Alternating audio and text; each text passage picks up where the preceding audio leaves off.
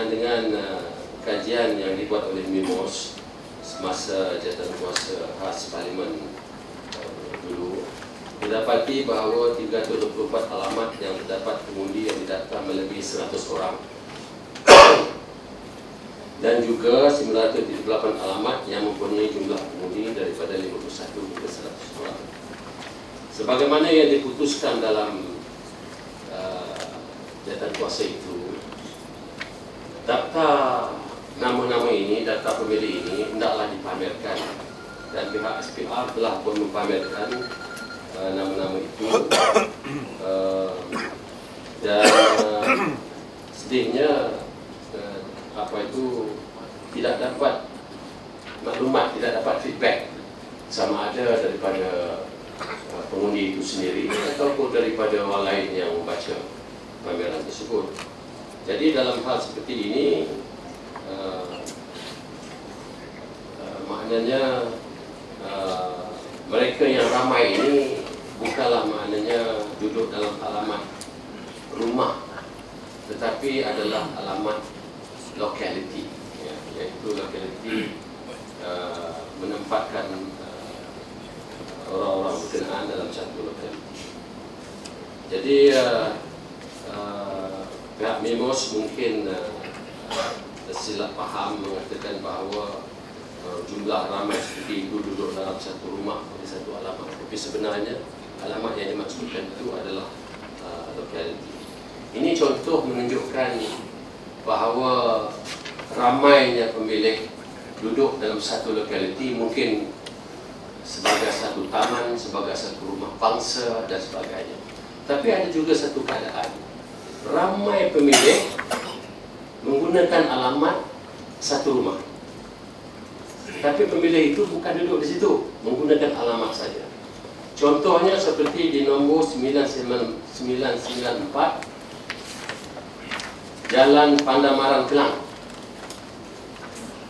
Jadi didakwa bahawa ada 46 orang pengundi duduk di rumah berkenaan.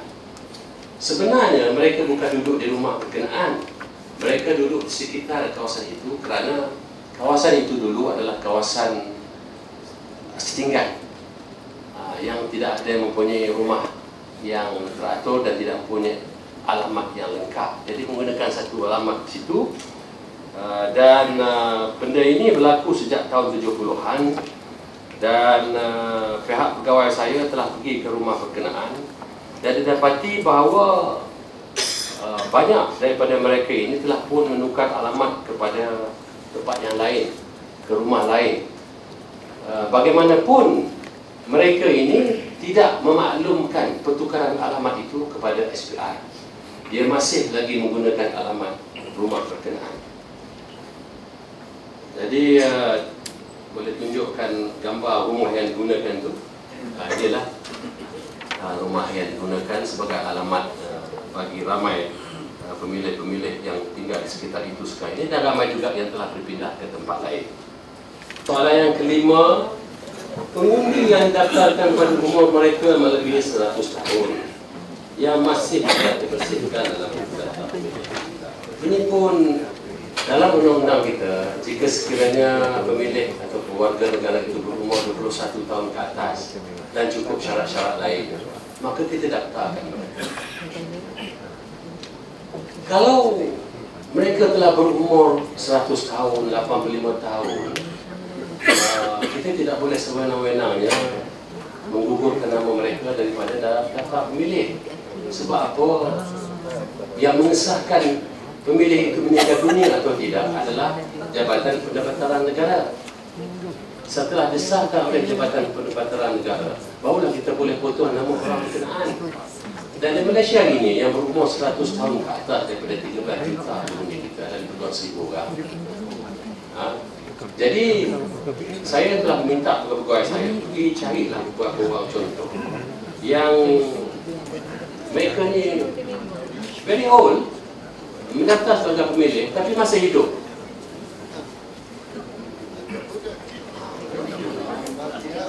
Jadi, dan ada juga keadaan semasa ini, ada juga keadaan pemohon-pemohon yang memohon bila umur dia 91, 90. Ini mungkin dia baru sedar terlewat. Itu pun ada juga. Tapi yang saya nak contohkan ini, ada beberapa orang yang kita jumpa bahawa orangnya orang tua belum meninggal dunia lagi, dan nampaknya saya beri beberapa contoh tu quickly lah, bahawa ada orang tua berkenaan yang masih, dan kita tidak boleh potong namanya apabila berumur 100 tahun. Ya. Jadi banyak gambar-gambar yang telah kita tunjukkan, yang kita cuba di bawah. Soalan seterusnya berkenaan dengan isu 376 orang pengundi di lembah pantai dipindahkan daripada pusat tahanan Bukit Jalil ke Balai Polis Travers dalam suku tahun ketiga tahun 2012.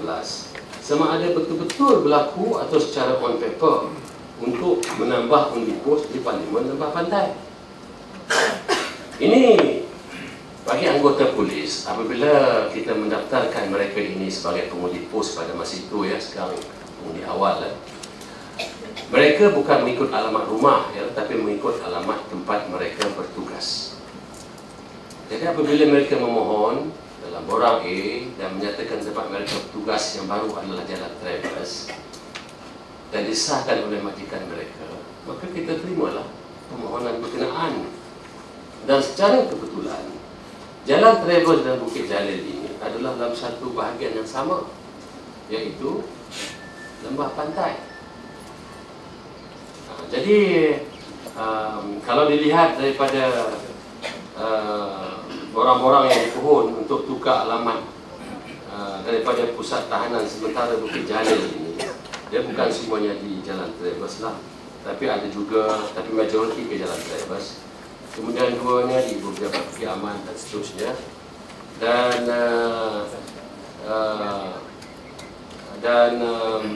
sini didapati bahawa 581 orang yang telah berpindah tempat tugas ke Balai Polis Jalan Travers ni. Yang saya nak sebutkan di sini ialah bahawa kedua-dua kawasan itu adalah kawasan lembah pantai. Dan Jalan Travers ni pun dia punya IPD pun sudah besar, baru dibina, ya. Jadi itulah keadaannya. Boleh quickly, yes. Terima kasih Tan Sri. Saya telah bangkitkan dahulunya kerana dalam pilihan 2008, kesemua pihak polis yang mengundi di pusat tahanan sementara Bukit Jalil ini di bawah lokaliti bawah Bandar Tun Razak. Itu tahun 2008. Jadi untuk menyatakan bahawa lokaliti ini termasuk dalam lembah pantai tidak benarlah, saya cek dahulu. Kedua, semasa pengarah pilihan wilayah Persekutuan menyatakan kepada saya bahawa undang-undang kalau mereka bertugas di lembah pantai boleh. Maksudnya polis walaupun alamat di Bukit Jalil di luar sekitar hampir lebih 10 km daripada sempadan lembah pantai, asal bertugas di lembah pantai diterima. Saya periksa pusat tahanan Bukit Jalil, tidak ada polis seramai itu yang bertugas. Mereka juga tidak tinggal di situ. Dan nama-nama ini saya bantah. Sekarang 380 lebih dipindahkan ke Balai Polis Travers. Justru saya minta di sini dia duty roster untuk membuktikan bahawa mereka bertugas di Travers. Kalau tidak, ia merupakan satu pemindahan yang dilangsungkan kerana menambah undi pos misalnya atau undi awal. Kedua, kenapa 2012 sekarang di pusat tahanan sementara Bukit Jalil itu bawah lembah pantai, sedangkan 2008 tidak di bawah Balai Razak? Itu persoalan. Terima kasih. Sama saya ada arah daripada wilayah Persekutuan. Kalau you boleh korek sikit. Saya difahamkan bahawa tidak ada berubah. Adanya dulu lembah pantai, sekarang lembah pantai. Saya di depan. Okay. Yang Bahagia Tan Sri, YB. Terima kasih atas soalan tadi. Untuk YB Nuriza, pertamanya apa yang YB cakap tentang tadi adalah tidak benar. Cuma penerangan saya terang kepada petugas YB Encik Siddiq lah. Okey. Pada masa tersebut, Encik Siddiq datang kepada saya mengatakan bahawa pusat tahanan ini tutup. Okey. Saya kata saya tidak boleh tutup kecuali dengan kebenaran ataupun mendapat maklumat itu daripada pihak polis. Okey. Bila saya siasat, pihak polis mengatakan memang dah tutup, baru saya boleh pindahkan. So bukan saya pindah macam itu saja. YB, saya pindah, saya kena isi borang dan saya minta polis isi borang. Polis saya beritahu kalau you nak pindah, nak buat apa ke, nak cari orang ni di mana dia, kena pakai borang A, borang pendaftaran. Bukan kita main ambil terus letak, bukan macam tu. YB. Yang kedua berkenaan dengan pusat tahanan Bukit Jalil, saya dah terang juga kepada pegawai YB, Cik Siddiq, bahawa apa yang Cik Siddiq cakap itu bukan pusat tahanan, itu adalah Balai Polis Bukit Jalil. Yes, Balai Polis Bukit Jalil memang dalam Bandar Tun Razak, tetapi pusat tahanan Bukit Jalil adalah di bawah Lembah Pantai, border Lembah Pantai. Itu penerangan saya.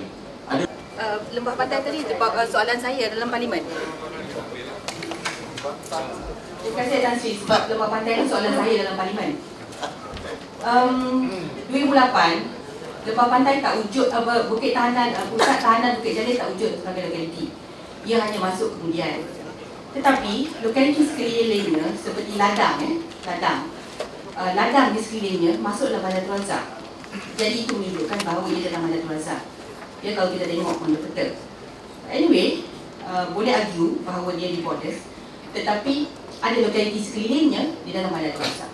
Dan sekiranya mereka bertugas di Traverse, kita dah buat kira-kira, pusat tahanan Bukit Jalil tinggal 19 orang tugas. Oh, 11. Baki pinjam. Jaga barang.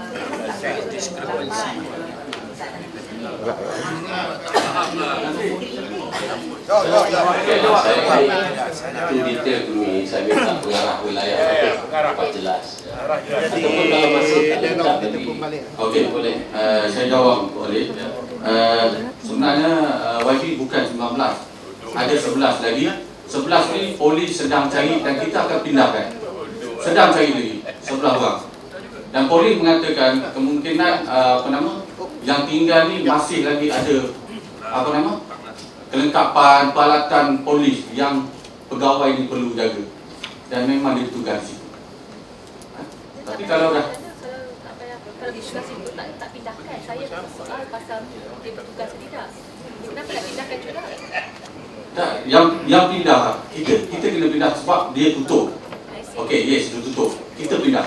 And then ada yang bertugas itu yang 11 tadi, bukan 19, 11 lagi. Polis tak jumpa di mana dia sekarang ni. Tengah cari.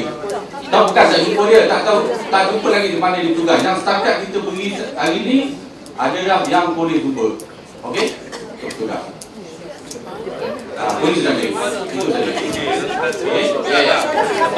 Soalan seterusnya, soalan 9 berkenaan dengan ini pun berasaskan kepada senarai yang diberikan kepada jawatan kuasa khas Taliban itu membaiki proses pilihan raya.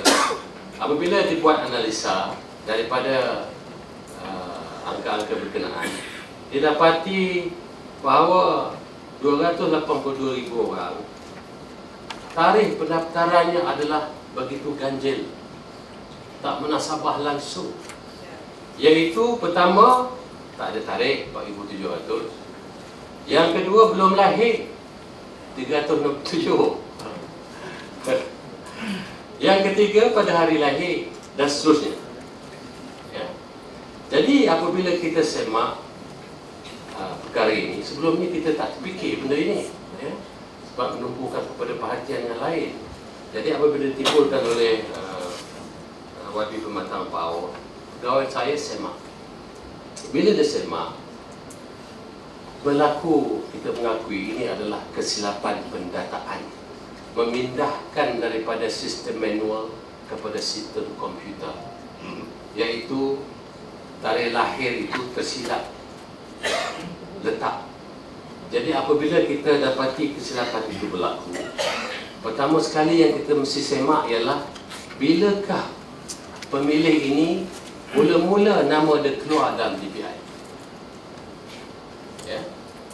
Itulah yang kita semak. Jadi apabila kita semak semuanya, apa 200 orang yang disebut di sini, didapati bahawa boleh semuanya adalah didapati memohon pada umur lebih daripada 21 tahun. Saya ambil beberapa contoh lah di sini, seperti Azizah binti Yusuf, ya. Tarikh lahir 26/1963.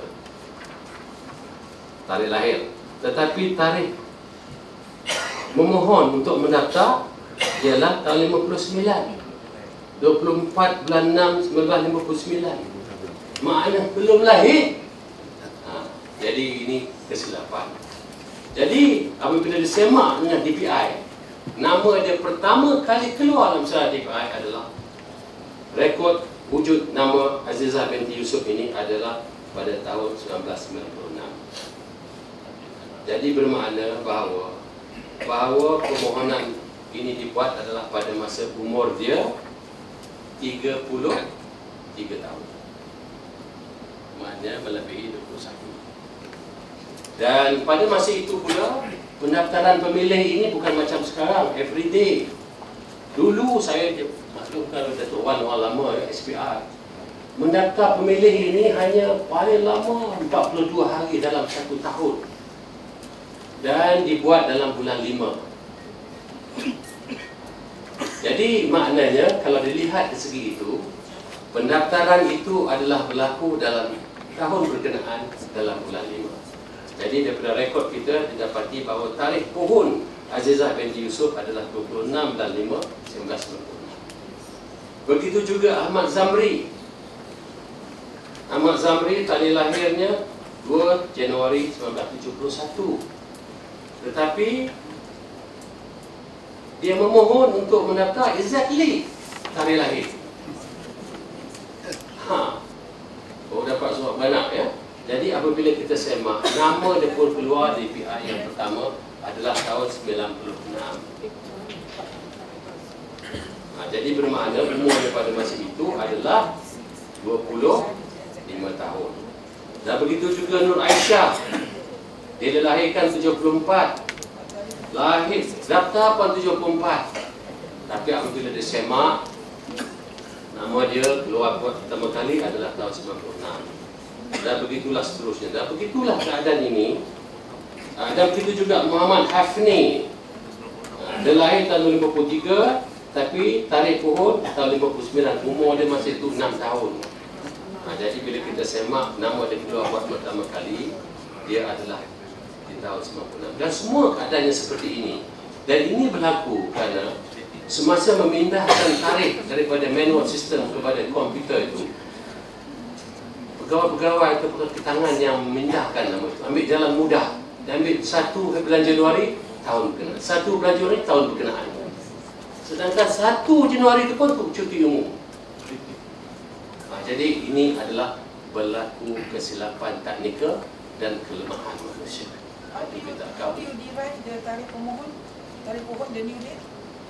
Dia ada tempoh tertentu di situ dan dalam rekod kita ada di situ.